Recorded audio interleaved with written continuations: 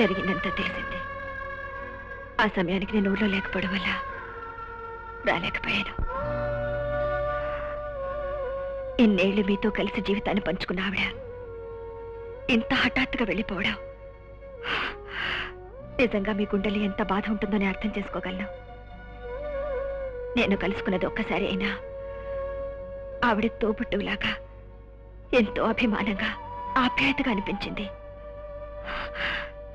దీపం లాంటి ఆవిడ జీవితాన్ని ఆ దేవుడు ఇంత తొందరగా ఆర్పివేయడం నిజంగా అన్యాయం. చూడండి, ఎవరు ఉన్నా ఎవరు లేకపోయినా జీవితం అన్నది సాగిపోవాలి, ఆగిపోకూడదు. మీరు ఈ బాధ నుంచి తొందరగా కోలుకోవాలని ఆ భగవంతుడు కోరుకుంటున్నాను. అన్నట్టు నాకు ట్రాన్స్ఫర్ అయింది. నేను ఇక్కడి నుంచి వెళ్ళిపోతున్నాను. ఈ వెళ్ళిపోవడం బహుశా శాశ్వతం కావచ్చు. నేను ఇంక నిన్ను చూస్తానన్న నమ్మకం నాకు లేదు రాజా.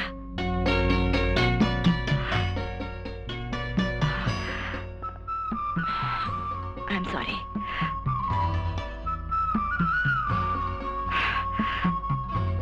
వస్తాను రాజశేఖర్ గారు.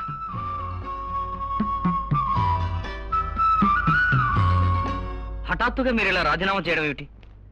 నాన్నగారు ఎండీగా ఉండే రోజుల్లో నేను మా ఫ్యాక్టరీలో వర్కర్గా పనిచేయడంలో నాకు సంతృప్తి, సరదా ఉండేవి. ఇప్పుడు మీరు ఎండీగా ఉండడం, నేను వర్కర్గా పనిచేయడం అంత మర్యాదగా అనిపించదండి. అంతేకాకుండా ఫ్యాక్టరీ విషయంలో నాన్నగారితో గొడవపడడం వేరు, రేపు మీతో గొడవపడడం వేరు. You are correct. ఇష్టం లేకుండా ఏ పని చేయడం అన్నా కష్టమేలండి. బట్ రాజీనామా చేశాం కదా అని ఇక్కడికి రావడం మాత్రం మానేకండి. అలాగే, కానీ ఒక్క విషయం, నేనంటే నాన్నగారికి ఇష్టం లేకపోయినా వర్కర్స్కి మాత్రం భయము, భక్తి ఎక్కువ. వాళ్ళ మీద అధికారం ఉన్న నాన్నగారు ఇక్కడ ఉండరు, అభిమానం ఉన్న నేను ఉండను. ఇక నుంచి మీరే ఈ ఫ్యాక్టరీని పెళ్ళాలా చూసుకోండి.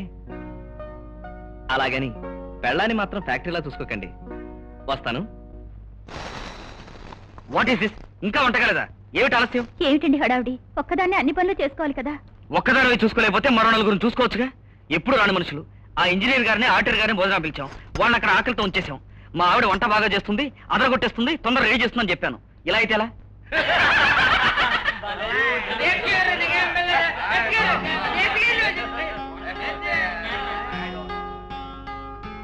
చూడు లక్ష్మి, నేను ఈ ఇల్లు కట్టింది మన కుటుంబ సభ్యులకు మాత్రమే. మనమంతా ప్రశాంతంగా బ్రతకాలి. అంతేగాని దానిని పోయి అడ్డమైన వాళ్ళంతా వచ్చి గొడవ చేయడానికి మాత్రం కాదు.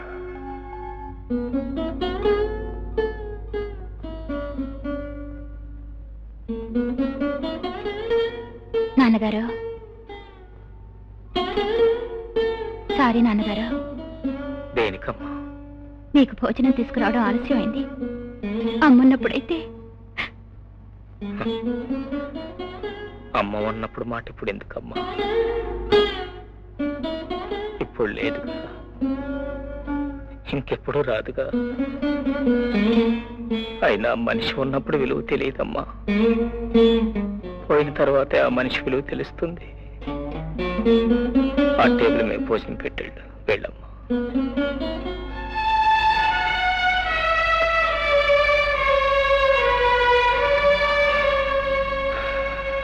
వాట్?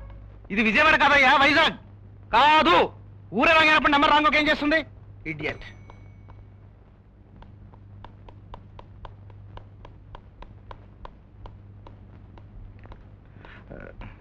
నాన్నగారు. ఏమిటి బాబు? I'm very sorry. మీరు వచ్చి 3 రోజులైనా ఒక్క అరగంటైనా మీ దగ్గర కూర్చొని మాట్లాడే అవకాశం కలగలేదు నాకు. ఎప్పుడు చూసినా ఏవో పనులే సరిపోతున్నాయి. దానిదే ఉంది నాయన, పనులు ముఖ్యం కదా. వర్క్ ఈజ్ వర్షిప్ అన్నారు పెద్దలు. ఇప్పుడు కూడా చూడండి, అర్జెంటుగా నేను హైదరాబాద్ వెళ్ళాల్సిన పని వచ్చింది. రాక మీరు వచ్చినప్పుడే నాకు ఈ పనులన్నీ రావాలా? You don't worry about that. నేను వస్తున్నట్టు నీ పనులకు మాత్రం ముందుగా తెలిసి ఉంటుందంటావా? Go ahead. Thank you. నాన్నగారు, నేను లేనని మీరు మొహమాటంగా దిగులుగా ఉండక్కర్లేదు. లలితా బేబీ ఉన్నారు, వాళ్ళతో సరదాగా కాలక్షేపం చేయండి. All right. నీ ప్రయాణం జాగ్రత్త. హైదరాబాద్ చేరగానే టెలిఫోన్ చేయి. ఓకే. God bless you. ఏమి ఒళ్ళు పొగరగా ఉందా? ఒకరోజు పనిలోకి వస్తే 3 రోజులు ఎగ్గొడుతున్నావు. ఇంకోసారి ఇలా చేసావంటే పనిలోంచి తీసి పారేస్తాను. వెళ్ళు. మావయ్య గారు, టేబుల్ మీద టిఫిన్ రెడీగా ఉంది. మధ్యాహ్నం భోజనంలోకి మీకేం కావాలో పని మనిషితో చెప్పండి, అది చేసి పెడుతుంది. నేను వెళ్ళొస్తాను మావయ్య గారు. నువ్వు ఎక్కడికమ్మా వెళ్తున్నావు? మా డాడీ ఫ్యాక్టరీ 2 నెలల స్ట్రైక్ తర్వాత ఇప్పుడే స్టార్ట్ అయింది. నేను మేనేజింగ్ డైరెక్టర్ కనుక వెళ్ళాలి. ఆయనే ఉంటే అన్ని పనులు చూసుకునేవారు, కానీ ఆయనకు టూర్స్తోనే సరిపోతుంది. నేను వెళ్ళొస్తాను. చూడండి మావయ్య గారు, నాకేమైనా ఫోన్ కాల్స్ వస్తే ఈ నెంబర్కి ఫోన్ చేయమని చెప్పండి. ఏమిటి, నాన్నగారు వైజాగ్ వెళ్ళారా?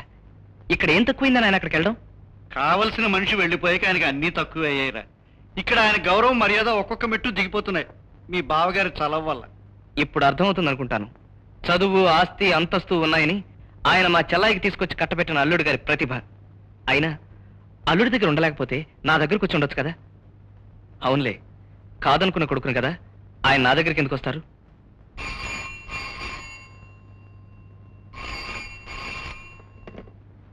హలో, కలెక్టర్ గారు వెళ్ళారా? అవునండి. అయ్యగారు ఉన్నారా? లేరండి, హైదరాబాద్ వెళ్ళారు. ఎప్పుడు వస్తారు? ఒక వారం రోజుల్లో రావచ్చు. మీరెవరు మాట్లాడుతున్నారు? వాళ్ళ తండ్రిని. ఉంటారండి. Thank you.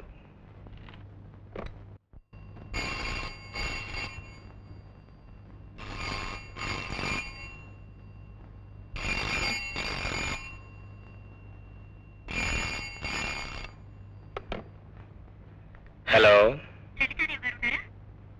లేరండి, ఫ్యాక్టరీకి వెళ్ళారు. కొంచెం లైన్లో ఉండండి. 63466 ఆ నంబర్ ఫోన్ చేస్తే దొరకవచ్చు. వెల్కమ్.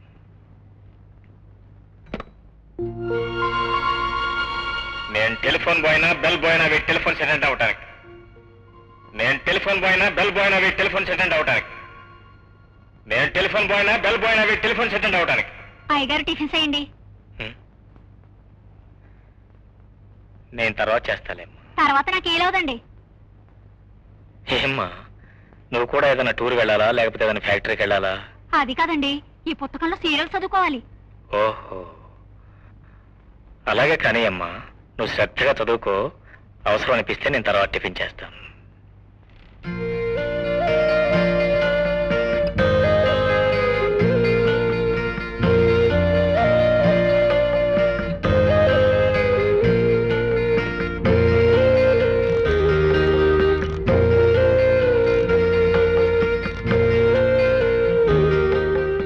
హలో,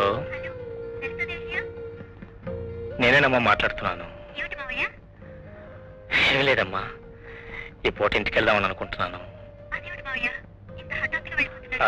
ఇక్కడ వాతావరణం, ఇక్కడ అట్మాస్ఫియర్ నా బాడీ సూట్ అవ్వట్లేదమ్మా.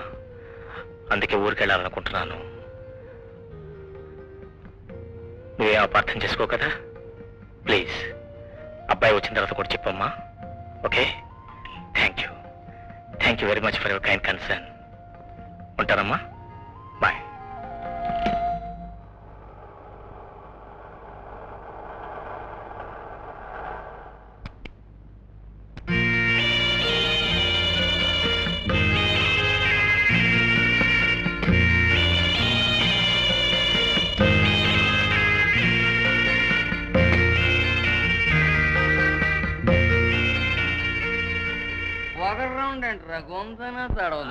ఫ్రీగా వస్తే పేపర్లా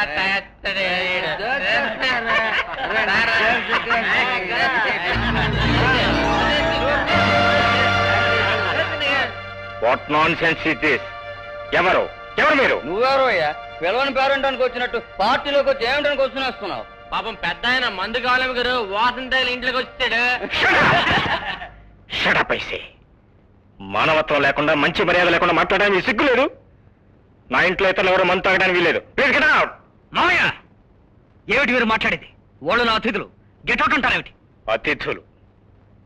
అతిథులనే వాళ్ళు వాళ్ళ హద్దుల్లో వాళ్ళు ఉండాలి. అడుగు పెట్టిన ఇంటి గౌరవ మర్యాదలు కాపాడాలి. అంతేగాని ఇంటి పెద్దని అవహేళన చేసి హీన స్థితికి దిగుతారు. Don't talk nonsense. yes, మీరు ఇంటి పెద్ద కావచ్చు, వయసులో పెద్ద కావచ్చు. అంత మాత్రాన నా స్నేహితుల గౌరవపరిస్తే మీ మర్యాద దక్కదు. బుద్ధి కలిగి నీ పెద్దరికం నిలబెట్టుకోకపోతే ఆ తర్వాత చిన్న బుచ్చుకోవాల్సి వస్తుంది. మిస్టర్ కుమార్, నా కష్టార్జితాన్ని నీకిచ్చి అల్లారు ముద్దుగా పెంచుకున్న నా బిడ్డని నీ చేతుల్లో పెట్టి నీకు పొజిషన్ కల్పించాను. దానికి ప్రతిఫలంగా నువ్వు నన్ను నాన్ సెన్స్ అన్నావు. ఆల్ రైట్, ఆడపిల్లనిచ్చిన వాళ్ళ అవమానాలు భరించక తప్పదు. But will you please do me a favour? ఆ లోపల ఉన్న దౌర్భాగ్యం ముందు నా ఇంట్లోంచి బయట పంపించు ప్లీజ్. నీళ్ళ ఇంకా ఇది నీళ్ళు అనుకుంటున్నావా? పెళ్లికి ముందే నీ కూతురు పేరున రాశావు. పెళ్ళయ్యాక అది నా పెళ్ళామవడంతో ఈ ఇల్లు కూడా నాదయింది. ఇప్పుడు ఈ ఇంట్లో ఆజ్ఞాపించే అధికారము హక్కు నీకు కాదు, నాకున్నాయి. పరిస్థితులను అర్థం చేసుకుని నా ఫ్రెండ్స్ కు క్షమాపణ చెప్పుకుని ఈ ఇంట్లో ఉండగలిగితే ఉండు, లేకపోతే వెళ్ళు.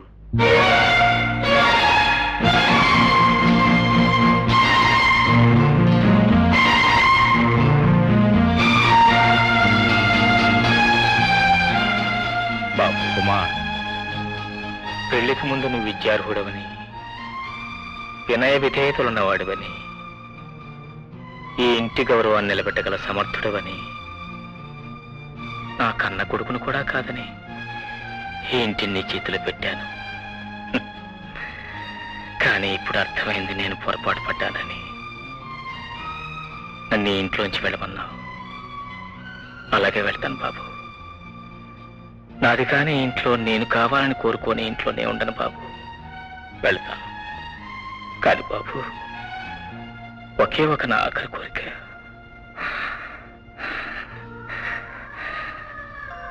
ఆ బిడ్డ తల్లి లేని బిడ్డ ఈ గుండెల్లో పెట్టుకుని పెంచాను బాబు. నువ్వు కూడా గుండెల్లో పెట్టుకుని కాపాడు.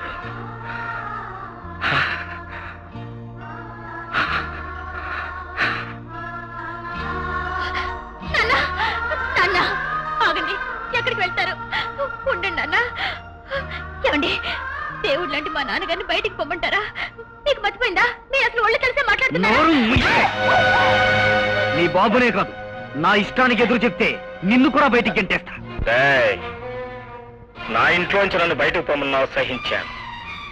కానీ నేను పువ్వుల్లో పెట్టుకుని పెంచుకున్న నా బిడ్డను నా కళ్ళ ముందే చేసుకుంటావా? నిన్ను క్షమించను రావు, నిన్ను క్షమించను. నాన్నగారు, బాబు రవి,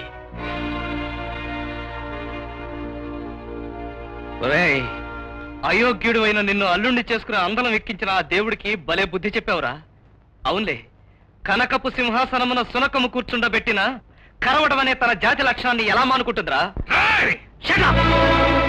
నా తండ్రిని తోసేసినందుకు ఈ క్షణంలో నేను నిన్ను నరికి పోగులు పెట్టగలను. కానీ నిన్ను మన్నించి ఎందుకు వదిలేస్తున్నానో తెలుసా? నా చెల్లెలికి నువ్వు మొగుడువైనదు, నా తోబుట్టువు తాళిబొట్టు నిన్ను కాపాడిందని గుర్తుపెట్టుకో. పదండి నాన్న, వెళ్ళిపోదాం. నాన్నగారు, మీరు ఆలయంలా భావించుకునే ఇల్లు అమ్మ పోయిన మరుక్షణంలోనే అరణ్యంలా మారిపోయింది. మంచికి మమతకు మందిరమైన ఇల్లు పశువులాంటి మనుషులు వశమైంది. ఇక్కడ మనుషులున్నారే తప్ప వాళ్ళకి మనసులు లేవు.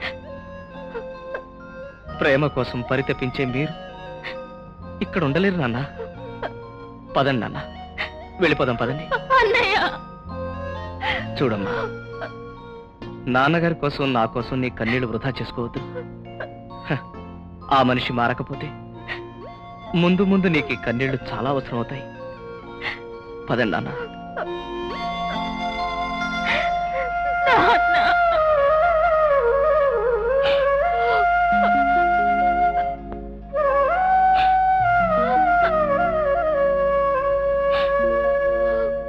రండి నాన్నగారు.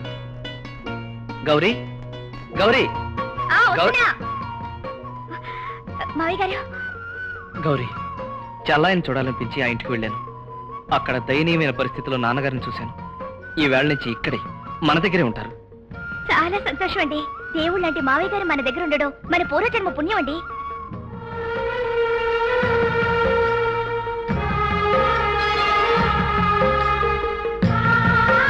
లక్ష్మి, వంశోద్ధారకుడు, పుత్రరత్నం అని మన రవిబాబుని ఎన్నోసార్లు ఎగతాళి చేశాను. వాడిని నా ఎత్తి ఎతకమన్నాను, ఛాలెంజ్ కూడా చేశాను. కానీ ఈనాడు మన బిడ్డ నా ఎత్తే కాదు లక్ష్మి, నాకంటే ఎత్తుగా ఎదిగిపోయాడు. వాడివాడ నా బిడ్డలందరిలోకి రత్నం నిరూపించుకున్నాడు.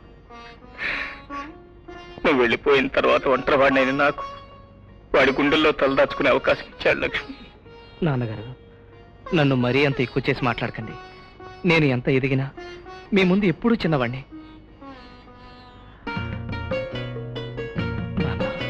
అమ్మా గౌరీ, అలాగే నువ్వు మీ మామగారు పక్క వచ్చి నిలబడమ్మా. మీ అందరికి వెళ్ళి ఫోటో లాగేస్తాను. రామ్మా.